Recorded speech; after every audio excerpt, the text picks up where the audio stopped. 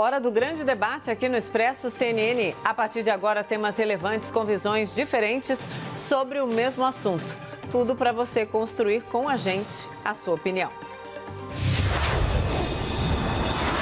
Um congressista da Noruega indicou o presidente dos Estados Unidos, Donald Trump, para o Prêmio Nobel da Paz do ano que vem. A justificativa é que Trump ajudou a selar o acordo entre Israel e Emirados Árabes. É a segunda vez que o mesmo político indicou Trump para o prêmio. O ex-presidente Barack Obama recebeu o prêmio em 2009. Outros 3 ex-presidentes americanos também receberam. E o tema de hoje é: Donald Trump merece o Prêmio Nobel da Paz? É claro. Os nossos debatedores são Bruno Salles, advogado, mestre em Direito Penal. Boa noite, Bruno. Boa noite, Mona Lisa. E Caio Coppola, bacharel em Direito, comentarista político. Boa noite, Caio. Boa noite, Mona Lisa. Boa noite, doutor Bruno. Boa noite, ao espectador da CNN. Boa noite, Caio. Começamos com você, Caio. Suas primeiras considerações, por favor.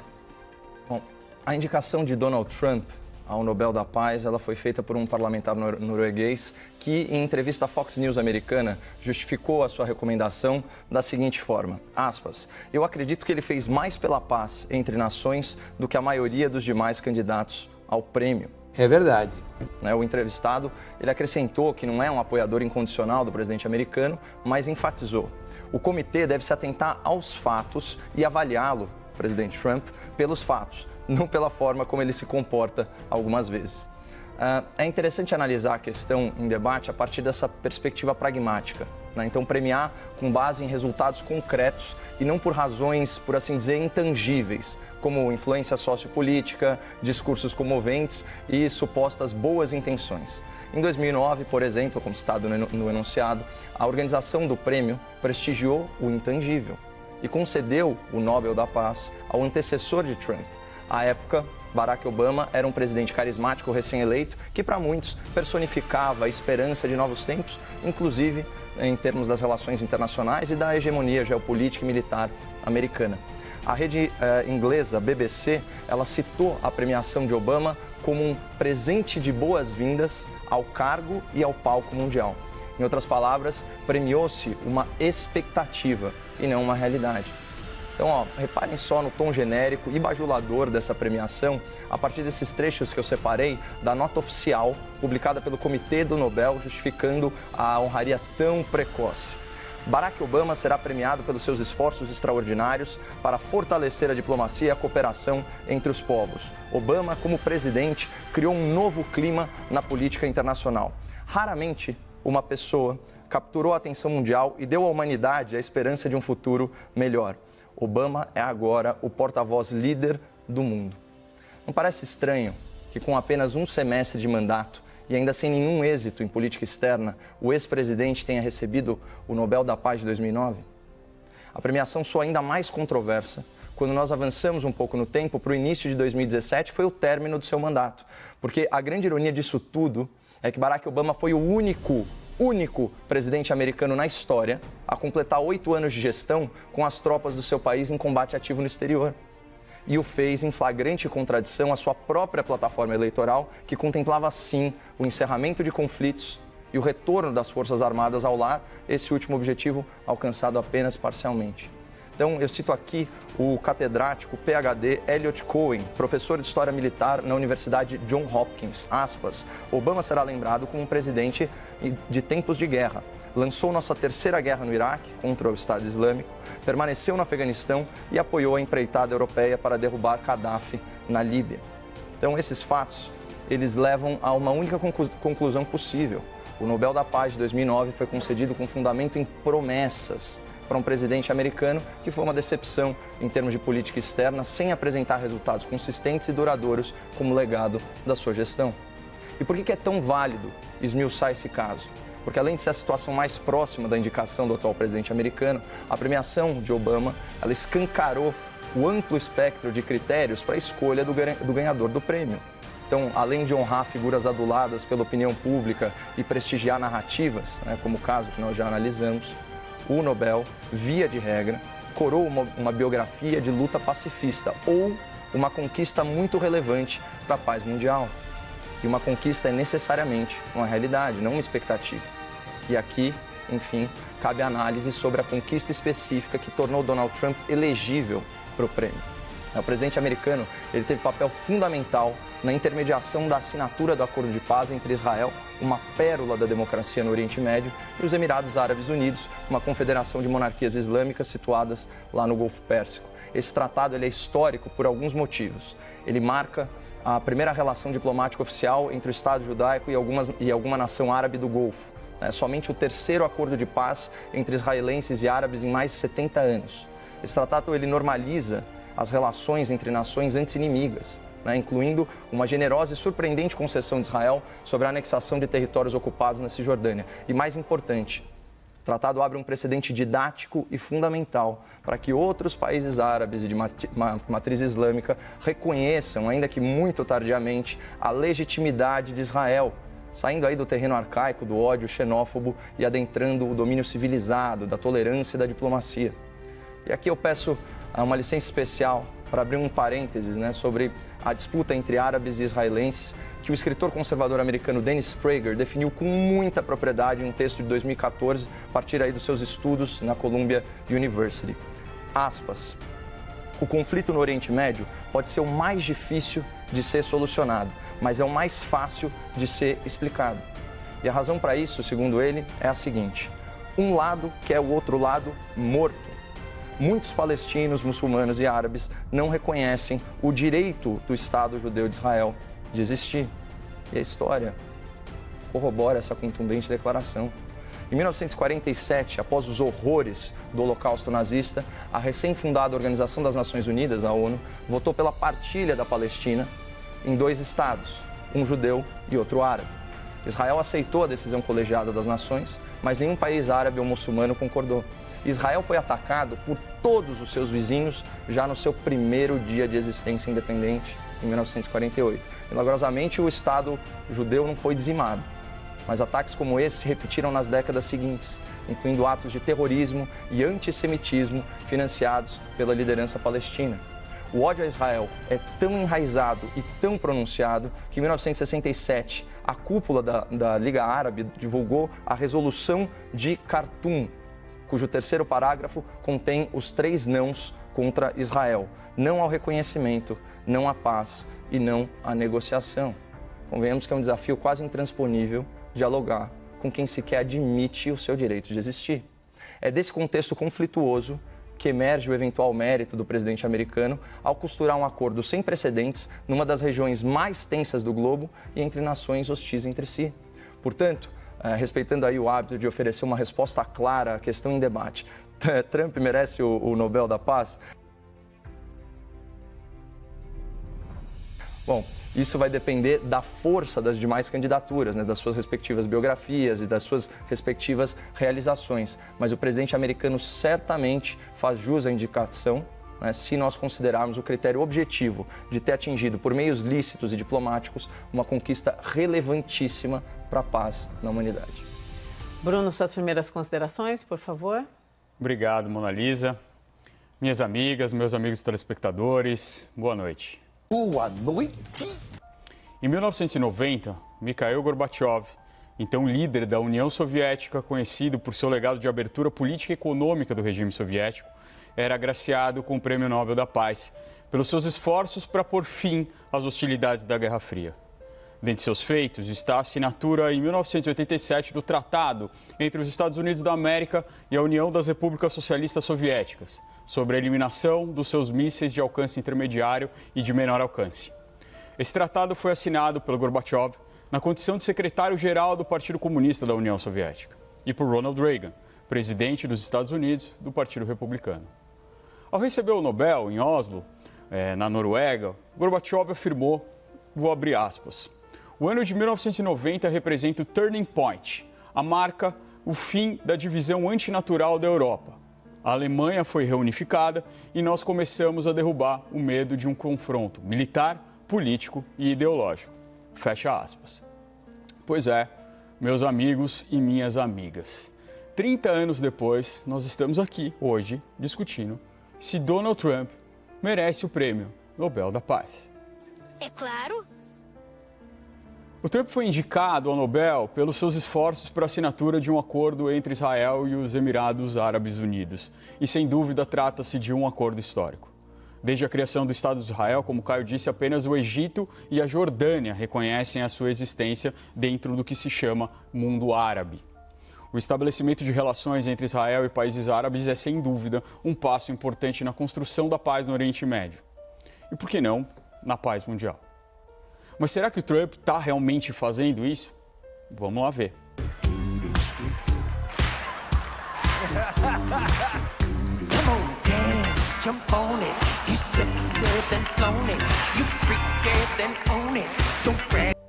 A construção do acordo, sim, histórico, não levou à mesa de negociação os mais importantes atores para a estabilização da região. E eu estou falando da Palestina. Não é possível falar em paz no Oriente Médio sem levar em consideração a questão palestina tão noticiada e tão complexa.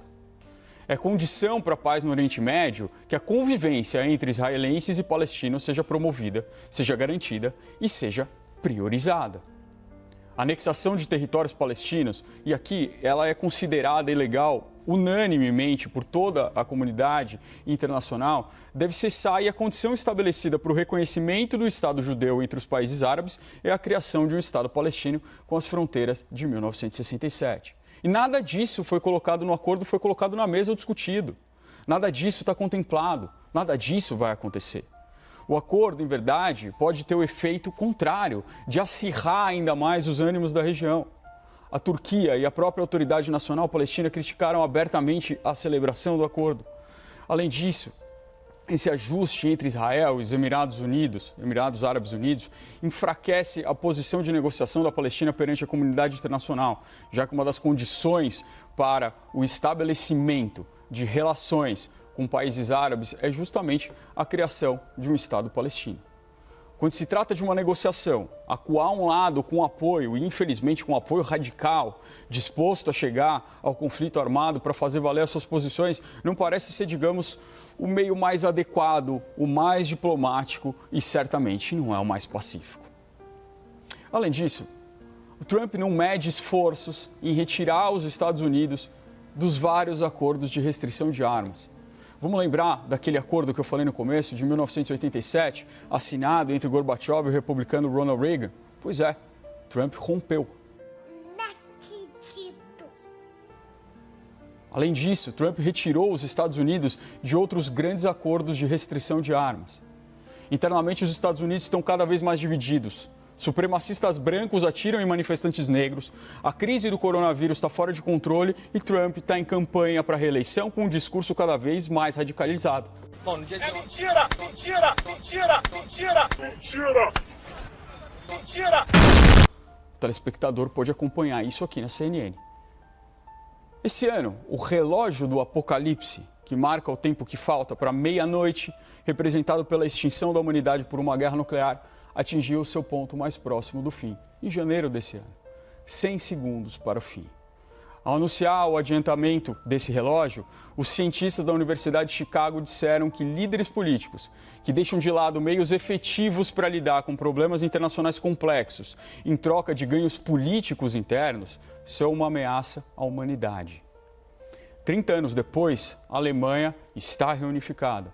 Mas será que a gente conseguiu derrubar o medo de um confronto militar, político e, sobretudo, ideológico? Parece que não. E seria correto dar o Nobel da Paz para o indivíduo que contribuiu com tudo isso? Acertou, miserável. Então, para o debate, Bruno e Caio, por favor. Doutora, eu concordo contigo no sentido de que acho mais fácil o Saci Pererê cruzar as pernas do que o prêmio Nobel da Paz e para o Donald Trump. Né? Mas aqui a gente está simplesmente discutindo o mérito, né, da indicação, porque o resultado a gente já sabe, num ambiente tão polarizado, e ainda mais com o perfil multilateralista das autoridades europeias, e daí também um pouco do apoio ao antecessor do Trump, o Barack Obama, que era fraco em política externa e atendia aí a esses interesses chamados também de globalistas, aí nesse contexto a gente já consegue imaginar que o prêmio nunca vai para o Donald Trump, ainda que ele conseguisse resolver o problema todo da humanidade. Mas eu volto aqui para a justificativa do congressista norueguês, né? Ele falou: o comitê deve se atentar aos fatos e avaliá-lo pelos fatos, não pela forma como ele se comporta algumas vezes, né? O comportamento do Trump é muitas vezes questionável e até repreensível, mas ele não é comportamento criminoso. É fora que o poder do Trump deriva do sistema democrático e, pelo menos que eu saiba, as contendas judiciais dele se limitam aí à esfera civil e não penal. De qualquer maneira, né, como eu procurei demonstrar nos argumentos iniciais, o Nobel ele não é um concurso de almas santas, né? O próprio idealizador da premiação, né, um engenheiro químico, ele teve o trabalho amplamente, né, utilizado pela indústria armamentista, isso no século XIX, uma época em que a utilização bélica, né, desses instrumentos era muito mais para o ataque do que simplesmente para a autodefesa, como prevalece, e para o equilíbrio de forças, como é a visão que prevalece hoje em dia. Então, eu acho sim legítimo premiar grandes feitos conquistados licitamente, né, sempre, em detrimento aí de grandes personalidades, mas cujas ações têm um impacto pouco significativo, né, em termos concretos ou tangíveis. É o caso do Obama, também é o caso de uma outra indicada famosa, né, aquela adolescente ativista, né, Greta Thunberg, que é manipulada aí para o grupo de interesse que ela mal compreende. E o Obama é o novo e o Lula, agora em nível internacional. A gente pode falar do Lula depois, ele é nomeado, foi nomeado também. Eu realmente concordo com você.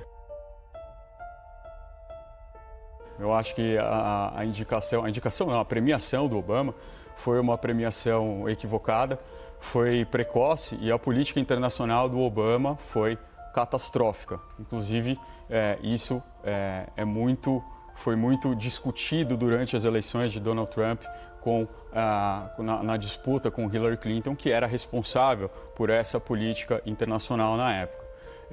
Eu lembro de um amigo meu diplomata que servia na Síria dizer que, inclusive, na Síria se comemorou a eleição de Donald Trump, tamanha era a invasividade dessa política externa de Hillary Clinton e, por conseguinte, de Barack Obama. Nem sempre quem acerta internamente consegue acertar também em política externa. São raros os presidentes que conseguem unir isso e são muito bem-vindos. Mas não é o caso do presidente Trump.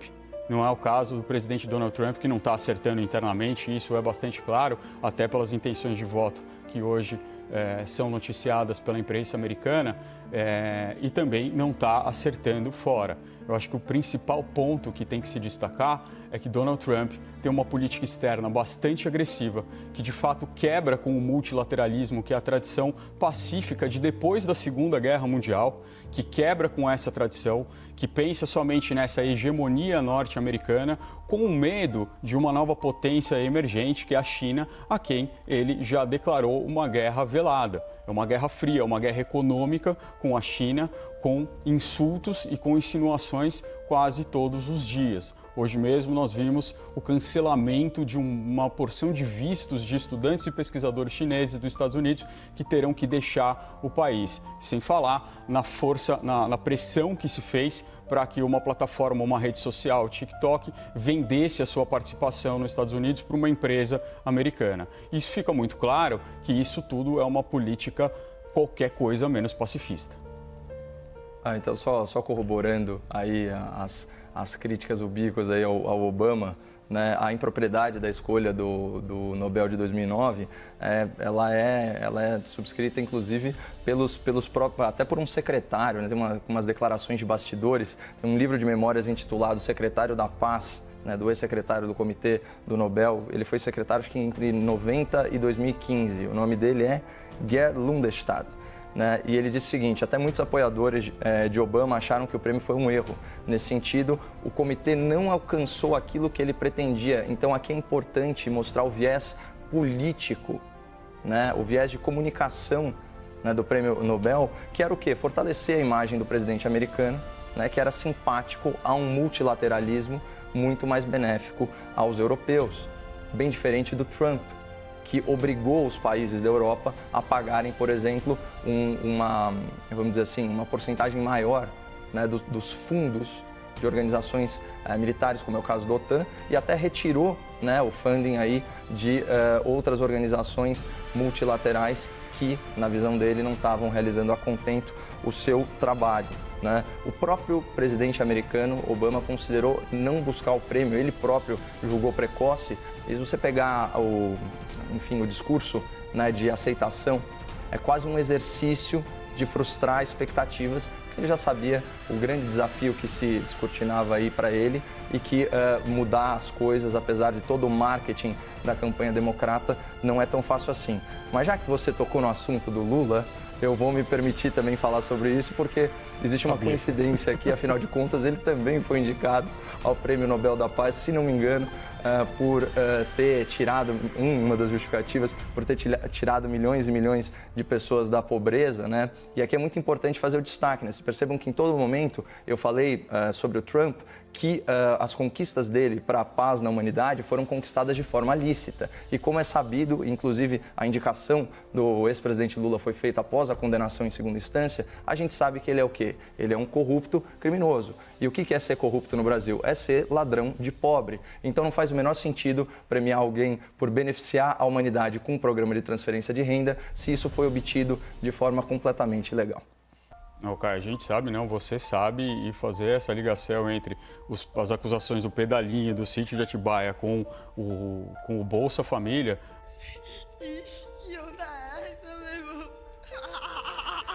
Me parece ser uma coisa que eu não consigo nem dialogar com isso. Eu vou voltar aqui para o Prêmio Nobel, na verdade, para dizer que uma indicação ao Prêmio Nobel, ele não significa quase nada, essa é a verdade. Ele tem um impacto muito grande quando a gente está tratando de um presidente da República, quando a gente está tratando do presidente dos Estados Unidos da América, mas o fato é que para indicar não tem nenhum critério.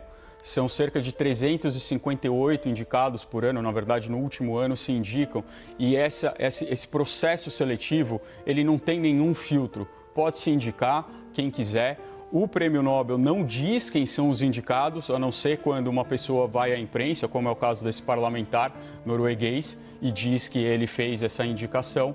Então, várias pessoas são indicadas, ninguém sabe quem são os indicados e o comitê se reúne e escolhe isso de uma maneira secreta. Na verdade, esses nomes indicados ficam em sigilo por 50 anos. É mesmo, é? Só depois que vão se revelar. Assim como se revelou que durante a Segunda Guerra Mundial, Adolf Hitler foi indicado para o Prêmio Nobel da Paz. É isso. Essa é a notícia. Adolf Hitler foi indicado para mostrar como uma indicação não significa nada. Depois, esse país que fez a indicação, os parlamentares disseram que era uma indicação irônica em forma de protesto, mas o fato é que houve essa indicação. E para o Caio não ficar triste também, Joseph Stalin também foi indicado ao Prêmio Nobel da Paz pelas suas contribuições para o fim da Segunda Guerra Mundial. Fala, não me diga! O que mostra que a indicação, e na verdade o Prêmio Nobel da Paz é algo que é super valorizado. É um prêmio de uma fundação privada que, como o Caio disse, foi feito por um químico que deixou um legado, deixou um pecúlio para que se premiasse pessoas que tivessem contribuições para a humanidade. Não só na paz, mas principalmente na ciência. Tem um peso simbólico muito grande nas ciências. O Nobel de Física, o Nobel de Química são extremamente respeitados, mas o Nobel da Paz é extremamente político, com critérios altamente subjetivos, e por isso vários presidentes da República dos Estados Unidos, olha que coincidência, foram agraciados com esse prêmio. Mas a questão geopolítica que tem por trás, ela é muito interessante e eu vou querer voltar a ela no próximo bloco. Como bem colocado, doutor, a indicação do Hitler foi, sem dúvida nenhuma, uma sátira, né? Essa é a grande diferença em relação à indicação do Stalin. Aí, nesse caso, né, o genocida soviético foi indicado de forma séria, né, mostrando que o comunismo é mesmo uma ideologia assustadora que tem que ser combatida dioturnamente, até porque, de formas recicladas, as mesmas premissas da dialética marxista vêm sendo incorporadas ao progressismo atual contemporâneo. Bom, sobre a conexão entre a forma como Lula chega ao poder e exerce o poder e os resultados das suas políticas, aqui a gente tem que fazer uma distinção. Uma coisa é não conseguir dialogar, doutor, outra coisa é não conseguir debater. É público e notório, né, que os escândalos de corrupção acompanham o lulopetismo desde antes da primeira eleição presidencial. Na verdade, o próprio mensalão, que era o fenômeno da compra do parlamento, se deu no primeiro mandato, e o petrolão foi algo construído aí ao longo de todos os mandatos do Partido dos Trabalhadores no poder. É verdade. E foi justamente por causa dessas eleições e desse modus operandi que foram construídas as políticas públicas petistas, entre elas o Bolsa Família. E se transferência de renda for motivo para Prêmio Nobel da Paz, então que alguém indique o atual presidente da República e lideranças do Congresso Nacional. Afinal de contas, em 5 meses, foi transferida a renda equivalente a 8 anos de Bolsa Família. Então, eu acho que o argumento ele é sim pertinente e é importante destacar o absurdo que seria um criminoso que cometeu crimes contra a população mais vulnerável do Brasil, que tem necessidade em filas de hospitais, que se acidentam em estradas esburacadas, que não tem acesso a uma segurança pública de qualidade, entre vários serviços públicos mal prestados. E assim, qualquer milhão faz diferença, a gente está percebendo isso aqui nessa pandemia. Então, eu acho muito importante frisar uma diferença fundamental. Você pode ter as suas dúvidas em relação às políticas do Donald Trump, mas como eu disse, até que provem o contrário, ele não é criminoso como Lula, como resta provado repetidamente na justiça brasileira. Caio, 8 anos de Bolsa Família, que é um dado que... Desculpa, Mona Lisa, te interrompi. Tudo bem? Não? Então Vamos lá. 8 anos de Bolsa Família, que é um dado que foi colocado pelo TCU, e a parte que não foi colocada aqui é que, na verdade, quase 1/3 desse valor, o TCU está apurando agora, foi distribuído irregularmente para pessoas que não deveriam receber. Essa deve ser uma pauta muito importante dos próximos dias, dos próximos meses, porque é uma cifra chocante. A gente precisa acompanhar isso de perto. Mas eu realmente não vim aqui falar das acusações contra o ex-presidente Lula. Eu não li o processo, ao contrário do Caio, que parece ter domínio sobre isso. Eu não vim aqui falar sobre o esquema da Lava Jato, sobre os desvios da Petrobras, onde nós tivemos gerentes que levaram valores enormes, mas, curiosamente, os diretores, os membros do Conselho de Administração, o presidente da Petrobras não receberam nada, foi direto para o presidente da República. São casos estranhos e eu não vou discutir sobre eles. Eu vou discutir sobre por que Donald Trump está sendo nomeado para o Prêmio Nobel, segundo esse parlamentar. Cadê seus estudos? Esse acordo que ele participou, novamente, é um acordo muito importante, mas nós precisamos ter aqui muita seriedade, muita calma para analisar todos os contornos que giram em torno dessa questão palestina, dessa questão do Oriente Médio. Essa descrição que foi feita na fala inicial, Caio, sobre que é um conflito muito simples de ser explicado, eu discordo absolutamente dela. Na verdade, eu nunca ouvi uma simplificação tão ruim, tão mal feita e tão desinformante quanto desse autor, que eu não conhecia, ainda bem que nunca tinha ouvido. A questão é muito maior.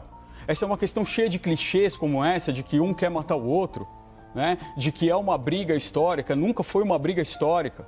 Essa é uma questão geopolítica. É uma questão geopolítica que tem a ver com o final da Segunda Guerra e não tem a ver com um querer matar o outro, tem a ver com uma situação humanitária trágica que era do povo judeu e com uma situação humanitária trágica que se tornou hoje a do povo palestino. E nós não podemos lidar isso com um povo querendo matar o outro, nós temos que lidar com isso como dois povos querendo conviver. E por questões políticas não conseguem, porque culturalmente, porque nas suas tradições são muito parecidos. São muito parecidos, têm religiões diferentes, mas inclusive centram-se todo o amor religioso no mesmo lugar. Dizer que é um povo que quer matar o outro é um absurdo, Caio. É simplesmente um absurdo. Temos você colocar... 1 minuto antes dos argumentos finais, Caio, só para você saber. Absurdo é você colocar essas duas nações em equivalência moral, quando a gente sabe que a verba da autoridade palestina é destinada não só para ações antissemitas, como para a doutrinação das crianças que são educadas desde o ensino básico a não reconhecerem o Estado de Israel. Eu venho aqui, trago exemplos históricos de guerras, todas elas iniciadas por países árabes ou muçulmanos vizinhos de Israel. Cito datas, falo do contexto da criação do Estado. Israel chegou a aceitar a partilha, ele cede território em troca de reconhecimento e paz. E o território que foi anexado como proteção por causa de ataques iniciados pelos vizinhos árabes e muçulmanos. Então, nesse sentido, é sim uma questão fácil de explicar. São 22 nações árabes pelo mundo, só um Estado judeu, que aliás é do tamanho de uma cidade grande, área territorial restritíssima. E aí vem falar que os estados querem conviver, quando a gente sabe que tem, de um lado, uma autoridade que, inclusive, suporta organizações terroristas. Fala isso para as vítimas de terrorismo em Israel, é um absurdo o que você falou. Você é o bichão mesmo, hein, doido? Argumentos finais, 1 minuto para cada um. Bruno, começa, por favor. Desculpa, Mona Lisa, hoje eu tô difícil aqui. Tudo bem. Um povo, ele nunca vai ter autoridade moral maior ou menor em relação a outro povo, Caio. Seus governantes, talvez. Os seus equívocos, eles são alvo de crítica, mas um povo não. A gente não pode taxar um povo inteiro como um povo moralmente inferior ao outro. De forma alguma. Isso é simplesmente inaceitável. O que acontece no Oriente Médio, o que acontece na questão israelense, é novamente uma questão extremamente complexa. A questão dos assentamentos não é uma questão nada fácil. Nós temos assentamentos em territórios que foram, pelos tratados internacionais, concedidos aos palestinos. São assentamentos enormes, cara. Nós estamos falando de quase 1 milhão de pessoas vivendo em território palestino. E é uma questão difícil. O que a gente vai fazer? A gente vai tirar essas pessoas de lá?